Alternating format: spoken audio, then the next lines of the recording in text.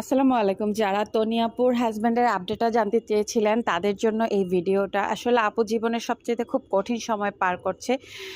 সে আপু আসলেই কোনোভাবে যে তাকে হারাতে চায় না এটা বারবার বুঝাচ্ছে। ইভেন ওনার সম্পর্কে আপনারা যত কিছুই বলেন না কেন যে টাকার জন্য বিয়ে করেছে, হ্যান-ত্যান যত কিছু। ওনার হাজব্যান্ড বয়স্ক হওয়া সত্ত্বেও আমি দেখেছি ওনার মধ্যে যথেষ্ট ভালোবাসা ওনাদের ২ জনের মধ্যে।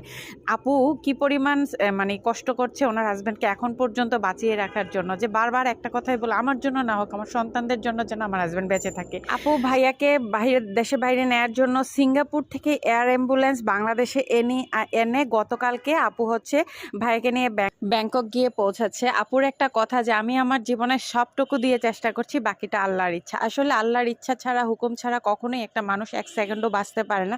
আমরা শুধু চেষ্টা করার জন্যই আছি, বা আমরা সর্বোচ্চ আমাদের চেষ্টাটুকু করতে পারি, কিন্তু জীবন দেয়ার মালিক একমাত্র আমাদের আল্লাহ।